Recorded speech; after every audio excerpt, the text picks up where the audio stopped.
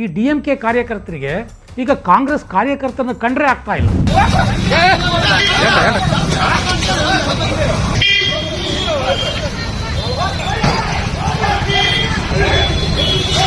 ನಮ್ಮನ್ನೇ ಸೋಲಿಸಿದಂಥ ವಿಜಯ್ ಅವರ ಪಕ್ಷಕ್ಕೆ ಹೋಗೋದು ಅಂದರೆ ಏನು? ಸ್ಟಾಲಿನ್ ಅವರನ್ನು ಏನಂತ ಕರೆದಿದ್ರು? ಅಣ್ಣ. ರಾಹುಲ್ ಗಾಂಧಿ ಅವರು ತಮ್ಮ ಒಂದು ನಿರ್ಧಾರದಿಂದ ರಾಷ್ಟ್ರ ಮಟ್ಟದಲ್ಲಿ ಕಳ್ಕೊಂಡ್ಬಿಟ್ರು. ಸ್ನೇಹಿತರೆ ನಮಸ್ಕಾರ, ಹೊಸದೆಂತ ಡಿಜಿಟಲ್ ಚಾನಲ್ಗೆ ಸ್ವಾಗತ. ತಮಿಳುನಾಡಿನಲ್ಲಿ ಸರ್ಕಾರ ರಚನೆ ಎಷ್ಟೊಂದು ಕಗ್ಗಂಟಾಗ್ಬಿಟ್ಟಿದೆ ನೋಡಿ. TVK ಮುಖ್ಯಸ್ಥ ದಳಪತಿ ವಿಜಯ್ ಸರ್ಕಾರ ರಚನೆ ಮಾಡೋದಕ್ಕೆ ದೊಡ್ಡ ಕಸರತ್ತನ್ನೇ ದಿನಾ ಮಾಡಬೇಕಾದಂಥ ಪರಿಸ್ಥಿತಿ ಬಂದ್ಬಿಟ್ಟಿದೆ. ರಾಜ್ಯಪಾಲರನ್ನು ಅವರು ಭೇಟಿಯಾಗೋದು ಬರೋದು ಇದೇ ಆಗ್ತಾ ಇದೆ. ಪ್ರತಿ ಸಲ ಭೇಟಿಯಾದಾಗಲೂ ಲಿಸ್ಟ್ ಎಲ್ಲಿ ಅಂತ ಕೇಳ್ತಾರೆ ರಾಜ್ಯಪಾಲರು. ಆಗ ಅವರು ಯಾವುದೋ ಒಂದು ಲಿಸ್ಟ್ ಕೊಡ್ತಾರೆ, ಇಲ್ಲ ಇದು ಸಾಲಲ್ಲ ಅಂತ ವಾಪಸ್ ಕಳಿಸ್ತಾರೆ. 118 ಶಾಸಕರ ಒಟ್ಟಾರೆ ಶಾಸಕರ ಲಿಸ್ಟನ್ನು ತಗೊಂಬನ್ನಿ ಅಂತ ರಾಜ್ಯಪಾಲರು ಹೇಳ್ಬಿಟ್ಟಿದ್ದಾರೆ. ಸೊ ಇವರು ತಮ್ಮ ಪಕ್ಷ ರಚನೆಗೆ ಒಂದಷ್ಟು ಪಕ್ಷಗಳ ಬೆಂಬಲ ಕ್ರೋಢೀಕರಣ ಮಾಡಬೇಕಲ್ಲ, ಅದಕ್ಕೋಸ್ಕರ ಈಗ ಇನ್ನಿಲ್ಲದಂತೆ ಸಾಹಸ ಮಾಡ್ತಾ ಇದ್ದಾರೆ. ನಿಮ್ಗೆ ಈಗಾಗಲೇ ಗೊತ್ತಿದೆ, ಕಾಂಗ್ರೆಸ್ ಶಾಸಕರು ಈಗಾಗಲೇ TVK ವಿಜಯ್ ಅವರಿಗೆ ಬೆಂಬಲವನ್ನು ಘೋಷಣೆ ಮಾಡಿಬಿಟ್ಟಿದ್ದಾರೆ. 5 ಜನ ಶಾಸಕರು ವಿಜಯ್ ಅವರನ್ನು ಈಗಾಗಲೇ ಭೇಟಿ ಮಾಡಿ ನಮಗೆ ನಿಮ್ಮ ಬೆಂಬಲ ಅಂತ ಹೇಳಿ ಅವರಿಗೆ ಅಭಿನಂದನೆಗಳನ್ನು ಸಲ್ಲಿಸಿ ಬಂದುಬಿಟ್ಟಿದ್ದಾರೆ. ಮುಂದಿನ ಸರ್ಕಾರದಲ್ಲಿ ನಾವಿರ್ತೀವಿ ಅನ್ನುವಂಥ ಒಂದು ಉತ್ಸಾಹದಲ್ಲೂ ಕಾಂಗ್ರೆಸ್ ಶಾಸಕರಿದ್ದಾರೆ. ಆದರೆ DMK ಮೈತ್ರಿಯಿಂದ ಯಾವಾಗ ಕಾಂಗ್ರೆಸ್ ಶಾಸಕರು ಹೊರಗೆ ಬಂದು ಅವರಿಗೆ ಹೇಳ್ದಲೇ ವಿಜಯ್ ಅವರಿಗೆ ಬೆಂಬಲ ಕೊಟ್ಟರು, ಆಗ DMK ನಾಯಕರು ಕೆಂಡಾಮಂಡಲ ಆಗಿಬಿಟ್ಟಿದ್ದಾರೆ. ನಮಗೆ ಹೇಳ್ದಲೇ ನಮ್ಮನ್ನೇ ಸೋಲಿಸಿದಂಥ ವಿಜಯ್ ಅವರ ಪಕ್ಷಕ್ಕೆ ಹೋಗೋದು ಅಂದರೆ ಏನು? ಸೊ ಎಲ್ಲ DMK ನಾಯಕರು ಸಹ ಒಂದಲ್ಲ ಒಂದು ರೀತಿಯಲ್ಲಿ ಕಾಂಗ್ರೆಸ್ಗೆ ಟಾಂಗ್ ಕೊಡ್ತಾನೆ ಇದ್ದಾರೆ, ಕಾಂಗ್ರೆಸ್ ವಿರುದ್ಧ ಆಕ್ರೋಶವನ್ನು ವ್ಯಕ್ತಪಡಿಸ್ತಾನೆ ಇದ್ದಾರೆ, ನೀವೆಲ್ಲ ನೋಡಿದ್ದೀರ. ಆದರೆ ನಾಯಕರ ಈ ಆಕ್ರೋಶ ರಸ್ತೆಗೂ ಬಂದುಬಿಟ್ಟಿದೆ ಸ್ನೇಹಿತರೆ. ಇದೊಂದು ವಿಶೇಷವಾದಂಥ ವಿಡಿಯೋ ನಿಮಗೆ ನಾನು ತೋರಿಸ್ಬೇಕು ಅಂತಿರೋದು. ಏನಂತಂದರೆ, ಈ DMK ಕಾರ್ಯಕರ್ತರಿಗೆ ಈಗ ಕಾಂಗ್ರೆಸ್ ಕಾರ್ಯಕರ್ತರನ್ನ ಕಂಡ್ರೆ ಆಗ್ತಾ ಇಲ್ಲ. ಸೊ ಅವ್ರನ್ನ ಕಂಡ್ರೆ ಅಟ್ಟಾಡಿಸಿಕೊಂಡು ಹೊಡಿಬೇಕು ಅಂತ ಅನ್ನಿಸ್ತಾ ಇದೆ. ಅಂಥದ್ದೊಂದು ವಿಡಿಯೋ ಈಗ ವೈರಲ್ ಆಗಿದೆ, ನೋಡಿ.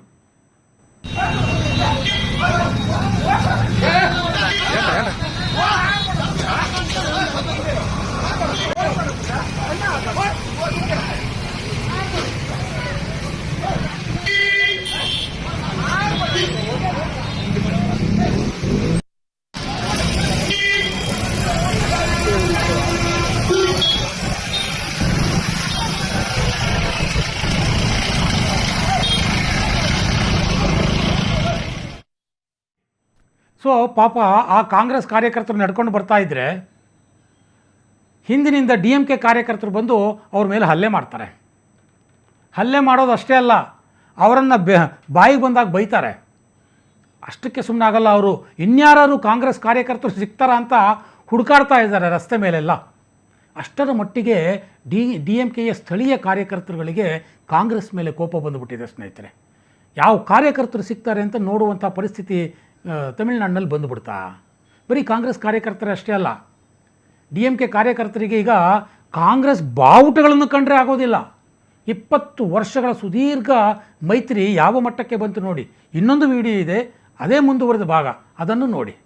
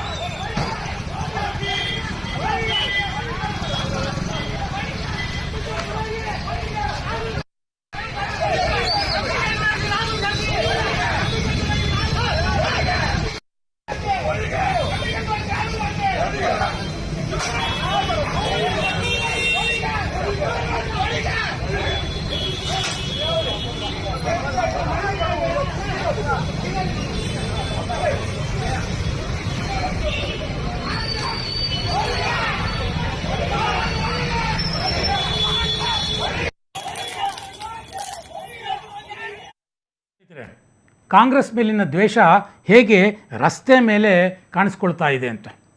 ಸೊ ಕಾಂಗ್ರೆಸ್ ಕಾರ್ಯಕರ್ತರಿರಲಿ, ಕಾಂಗ್ರೆಸ್ ಬಾವುಟ ಇರಲಿ, ಇಷ್ಟೊಂದು ಆಕ್ರೋಶ ಕಂಡುಬರೋದಕ್ಕೆ ಕಾರಣ ಏನು ಗೊತ್ತಾ ಸ್ನೇಹಿತರೆ? ವಿಶ್ವಾಸ ದ್ರೋಹ ಅನ್ನುವಂಥದ್ದು. 20 ವರ್ಷಗಳ ಮೈತ್ರಿ ಸ್ಟಾಲಿನ್ ಮತ್ತು ರಾಹುಲ್ ಗಾಂಧಿ ಅವರಿಬ್ಬರ ದೋಸ್ತಿ ಭಾಳ ಗಟ್ಟಿಯಾಗಿತ್ತು. ಸೊ 20 ವರ್ಷಗಳಲ್ಲಿ DMK ಮತ್ತು ಕಾಂಗ್ರೆಸ್ಸು ಯಾವತ್ತೂ ಜಗಳ ಆಡಿದ್ದೇ ಇಲ್ಲ. ಅದು ರಾಜಕೀಯವಾಗಿ ಆಗಲಿ ಅಥವಾ ಬೇರೆ ಬೇರೆ ವಿಚಾರಗಳಿಗಾಗಲಿ. ಸೊ ಅಷ್ಟರ ಮಟ್ಟಿಗೆ ಗಟ್ಟಿಯಾಗಿದ್ದಂಥ ಮೈತ್ರಿಯನ್ನು ಏಕದಮ್ ಹೊಡ್ಕೊಂಡು ಬಂದ್ಬಿಟ್ರಲ್ಲ ರಾಹುಲ್ ಗಾಂಧಿ. ಅದು ಕೆಲವರಿಗಲ್ಲ, ಎಲ್ಲ DMK ಕಾರ್ಯಕರ್ತರಿಗೆ ಬೇಜಾರಾಯಿತು. ಅಷ್ಟೇ ಯಾಕೆ, ಇದೇ ಎಲೆಕ್ಷನ್ ರಿಸಲ್ಟ್ ಬರೋಕ್ಕೆ ಮುಂಚೆ ಚುನಾವಣಾ ಪ್ರಚಾರದಲ್ಲಿ ರಾಹುಲ್ ಗಾಂಧಿಯವರು ಸ್ಟ್ಯಾಲಿನ್ ಅವರನ್ನು ಏನಂತ ಕರೆದಿದ್ರು? ಅಣ್ಣ, ಸ್ಟ್ಯಾಲಿನ್ ಅಣ್ಣ ಅಂತ ಕರೆದಿದ್ರು. ಅದನ್ನು ನೋಡಿ. Stalin, elder brother Stalin.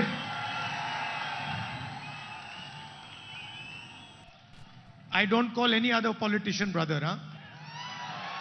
My brother Stalin, elder brother Stalin.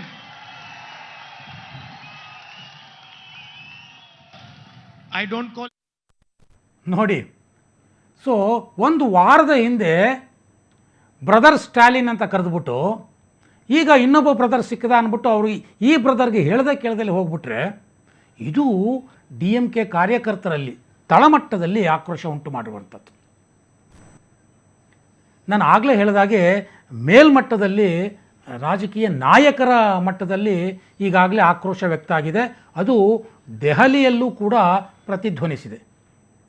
DMKಯ ನಾಯಕಿ ಕನ್ನಿಮೋಳಿ ಒಂದು ಪತ್ರವನ್ನು ಸ್ಪೀಕರ್ಗೆ ಬರೆದಿದ್ದಾರೆ, ಲೋಕಸಭಾ ಸ್ಪೀಕರ್ಗೆ. ಏನಂತಂದರೆ,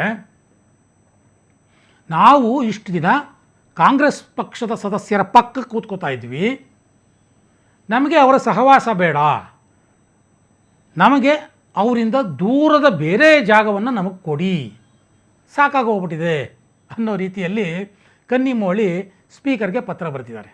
ನೋಡಿ, ರಾಹುಲ್ ಗಾಂಧಿಯವರನ್ನು ಪ್ರಬಲವಾಗಿ ಲೋಕಸಭೆಯಲ್ಲಿ ಸಮರ್ಥನೆ ಮಾಡ್ಕೊಳ್ತಿದ್ದಂತಹ, ಬೆಂಬಲಿಸುತ್ತಿದ್ದಂತಹ ಪಕ್ಷ DMK 22 ಸಂಸದರು ಲೋಕಸಭೆಯಲ್ಲಿದ್ದಾರೆ, 10 ಜನ ರಾಜ್ಯಸಭಾ ಸದಸ್ಯರು.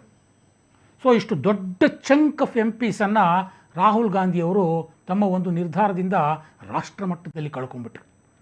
ಪಾರ್ಲಿಮೆಂಟ್ನಲ್ಲಿ 22 ಸಂಸದರ ಸಂಖ್ಯೆ ಅಂದರೆ ಅತಿ ಕಡಿಮೆ ಅಲ್ಲ, ಅದು ಭಾಳ ದೊಡ್ಡ ಸಂಖ್ಯೆ. ಮುಂದಿನ ದಿನಗಳಲ್ಲಿ ಯಾವುದೇ ರಾಷ್ಟ್ರೀಯ ವಿಚಾರಗಳಿರ್ಬೋದು, ಬೇರೆ ಬೇರೆ ಮಸೂದೆಗಳನ್ನು ತರುವಾಗಿರ್ಬೋದು, ಆಗ ರಾಹುಲ್ ಗಾಂಧಿಗೆ ಇವರೆಲ್ಲರ ಬೆಂಬಲ ಬೇಕಲ್ವಾ? ಮುಂದಿನ ಪ್ರಧಾನಿ ಆಗಬೇಕು ನಾನು ಅಂತ ಅಂದ್ಕೊಂಡಿರುವಂಥ ರಾಹುಲ್ ಗಾಂಧಿ ಹೀಗೆ ಅತಿ ದೊಡ್ಡ ವಿರೋಧ ಪಕ್ಷ ಒಂದರ ಬೆಂಬಲವನ್ನು ಹೀಗೆ ಕಳ್ಕೊಂಡ್ಬಿಡ್ತಾರೆ ಅಂತಂದರೆ ಇದು ರಾಹುಲ್ ಗಾಂಧಿಯವರ ಅಪ್ರಬುದ್ಧತೆ ಅಂದರೆ ಇನ್ನೇನು ನಂಬುತ್ತೆ. ಒಂದು ವೇಳೆ DMKಗೆ ಹೇಳಿ ಆ ನಂತರದಲ್ಲಿ ಅವರು TVKಗೆ ಹೋಗಿದ್ದರೆ ಆಗ ಒಂದು ರೀತಿಯಲ್ಲಿ ಅಸಮಾಧಾನ ಇದ್ದರೂ ಕೂಡ ಈ ಮಟ್ಟದಲ್ಲಿ ರಸ್ತೆ ಮಟ್ಟಕ್ಕೆ ಇಳಿತಾ ಇರಲಿಲ್ಲ. ಈಗಲೂ ಏನು ಇವರ ಸ್ನೇಹ ಸಂಪೂರ್ಣವಾಗಿ ಏನು ಕಡಿದು ಹೋಗಿಲ್ಲ. ಯಾವತ್ತಾದರೂ ಒಂದಿನ ಮತ್ತೆ ಜಾತ್ಯತೀತತೆಯ ಹೆಸರಿನಲ್ಲೋ ಪ್ರಾದೇಶಿಕ ಅಸ್ಮಿತೆಯ ಹೆಸರಿನಲ್ಲೋ ಮತ್ತೆ ಇವರೆಲ್ಲ ಒಂದಾಗ್ತಾರೆ. ಇದೇನು ದೊಡ್ಡ ವಿಚಾರ ಅಲ್ಲ ಭಾರತದ ರಾಜಕೀಯ ಪಕ್ಷಗಳಿಗೆ. ಆದರೆ ಸದ್ಯಕ್ಕೆ ಕಾಂಗ್ರೆಸ್ ಪಕ್ಷದ ಕಾರ್ಯಕರ್ತರು DMK ಕಾರ್ಯಕರ್ತರನ್ನು ತಮಿಳುನಾಡಿನಲ್ಲಿ ಎದುರಿಸೋದಕ್ಕೆ ಆಗ್ತಾ ಇಲ್ಲೋ ಅನ್ನೋದು ಒಪ್ಪಲೇಬೇಕಾದಂತಹ ಕಟು ವಾಸ್ತವ.